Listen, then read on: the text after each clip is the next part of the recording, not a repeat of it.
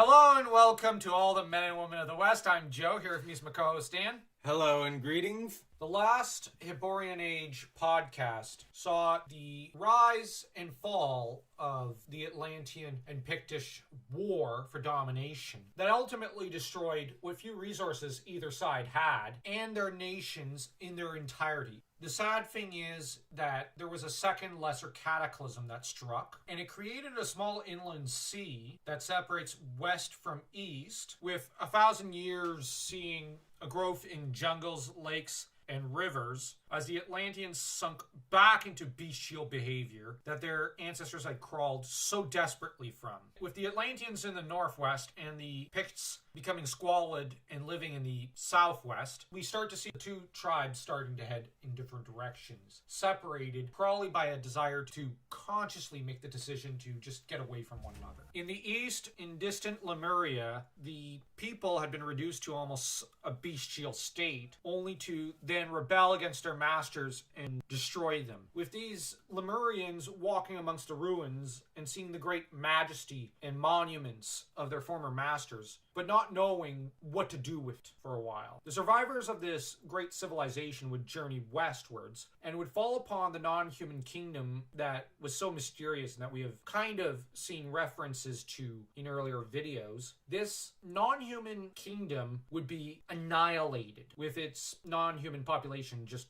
wiped out. These people who had conquered this non-human kingdom would then replace it with their own kingdom, Stygia. Some of the remnants of that kingdom, not the actual race, just probably observed culture and whatnot, would be melded in with the Stygians, who would try to emulate the old culture. It's probably purely their own, and what they imagine the non-humans to have had. And they probably fancied themselves the actual successors to those non-humans, thinking those non-humans were human and their ancestors, or some sort of divine ancestors. The thing is, though, this was not the biggest event to take place. This episode is kind of more focused on the rise and fall of the kingdom of Hyperborea. As the Hyborian tribe, the Hyborii, would rise in the north, they are unique in that they revered an ancestral king called Bori, and these tribes would push southwestwards. The northern Hyborians would live typically by the hunt. They loved hunting and whatnot, and they're very physical people. The southern ones would develop the habit of raising cattle, with a small anecdotal story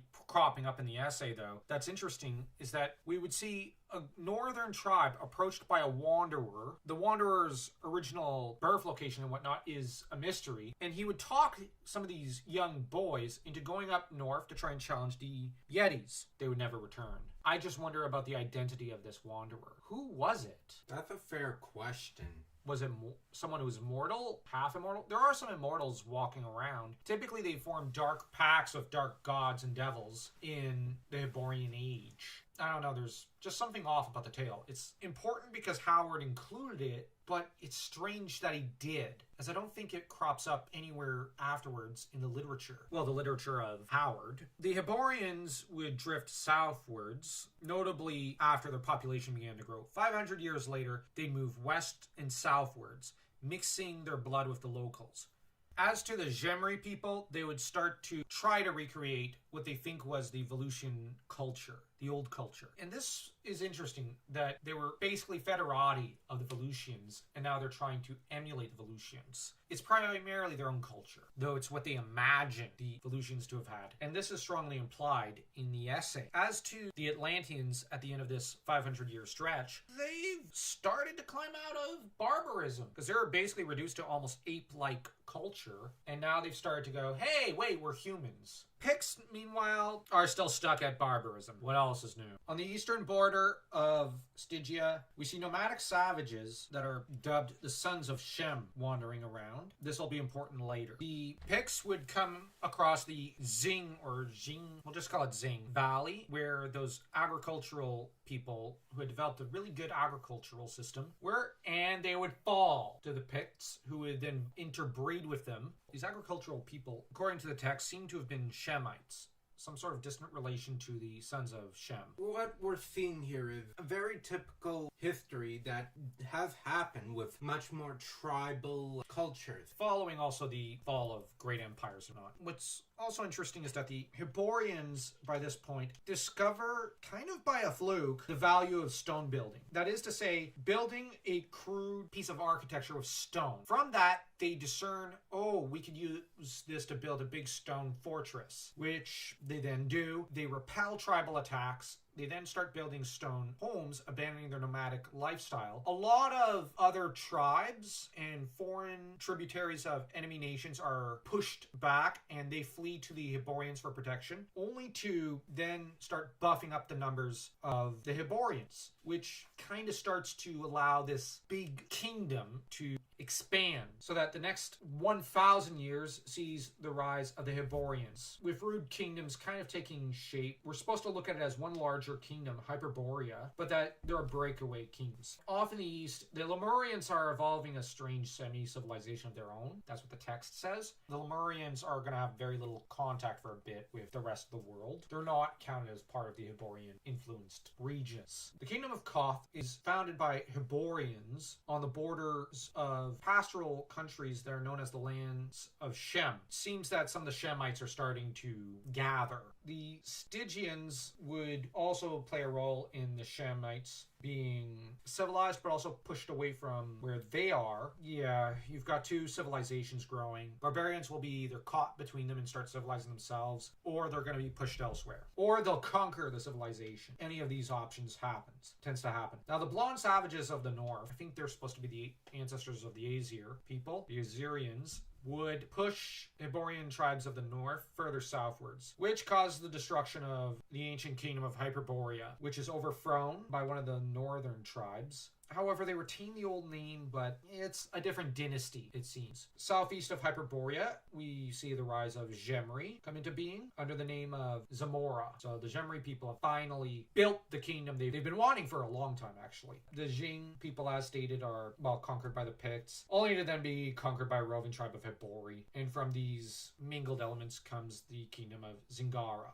There's a lot to unpack. In some ways, there's more to discuss there than in the previous episode. What's interesting is that we kind of get this larger Hyperborea kingdom, which I might argue should probably be looked at under the lens of an empire. It's this large empire, but then it started to crack. You have a northern tribe that comes in, kind of revitalizes it, but also starts to crack it down further. As I might argue, you have the separate breakaway kingdoms, which are a result of the northern tribe coming in to overthrow the old dynasty. Zingara, Koth, these kingdoms are probably established by, Howard calls them roving tribes. Koth, it's probably a lot of tribes and people fleeing from the conquest of the core heartlands and forming a bit of a kingdom in exile. While the Zingaran kingdom would probably be best looked at as one roving tribe. How much you want to bet that was those either part of the old dynasty or claimants claiming to be part of the old dynasty who just came along, conquered, and are saying we're actually Hyperborea for a little while before they finally take up the local name of Zingara. That's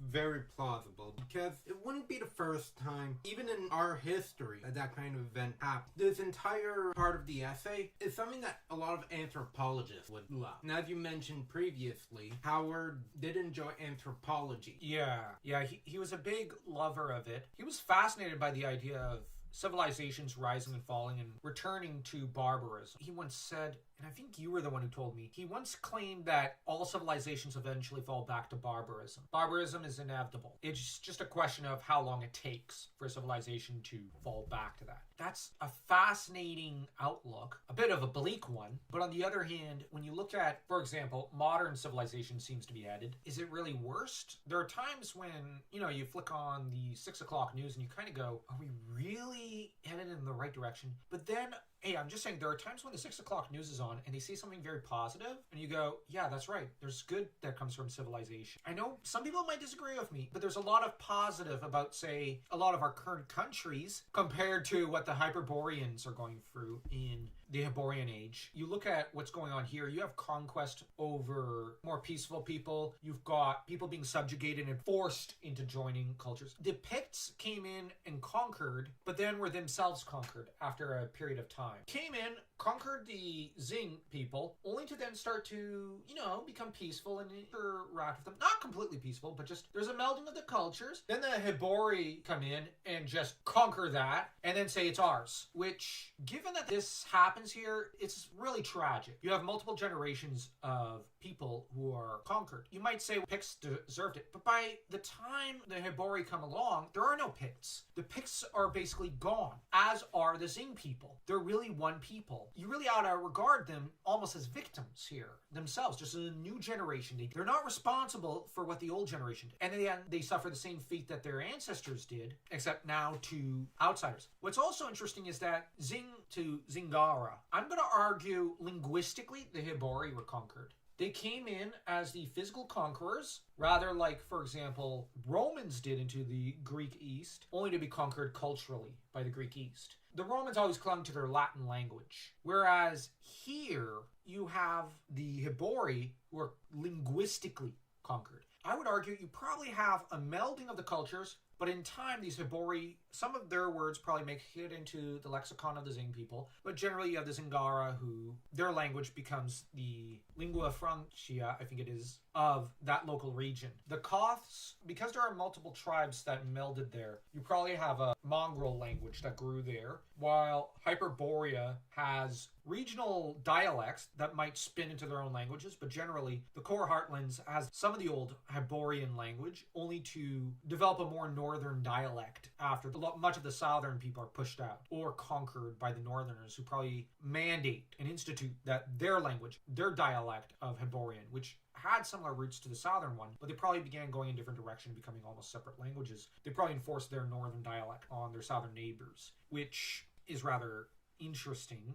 And apparently a lot of the Hyperborean kingdoms that get spawned from this are apparently inspired by a lot of Western European and Latin country languages and whatnot, as well as Germanic ones. But I've actually once heard that people claim that Aquilonia, for example, the main empire of Conan's age, should be equated with maybe France, which is rather interesting. That said, Samaria, Brithunia, Breton, right there, Breton people. Sumerians might be Scoto-Irish people. So are kind of the Brythunians. The two are distantly related. So the first language Conan speaks, well, given his name is a Breton one, Bretagne, a region in Western France. The name Conan, or Conan, fairly common ones, and I think still is in that region of France. So right there, his Breton roots might be showing there. Hyperborea, it slowly rises and expands for about 1,000 years, only to then, in the next 1,000 years, fall to dust. Well, actually, I think it grows over the course of 1,500 years. It breaks into several pieces. I couldn't help but think of the Merovingians, how they would build this big kingdom, and then one ruler dies. You chop it up into pieces like cabbage. And they'd all end up fighting each other and whatnot. Also, in a barbaric fashion. And then you'd have the Carolingians that said, enough, I'm coming in. And then we're going to do the same. And you've got this something similar that happened to the Visigoths. Yeah, over in Spain. Hyperborea, the north-south divide, then you got these northern barbarian stuff push against the frontiers, pushing the northern Hyborians into the core lands, which then the southerners disperse. Not all of them, but a lot of them probably dispersed and started mingling with other people and building new kingdoms because, well, we're not like those northerners. Doubtlessly, over the centuries afterwards, you have inter-kingdom interbreeding that happens because royal families that are built up. It's a massively anthropological section of the essay, and it is very fascinating. But that's all the time we've got right now. And comment your thoughts on this and any other comparisons you may have historically. And we'd also like to see if you have any comparisons to other fantasy universes you might be able to come up with. That might be interesting. And remember to smash that subscribe button like your Conan smashing his enemies to bitty bitty pieces.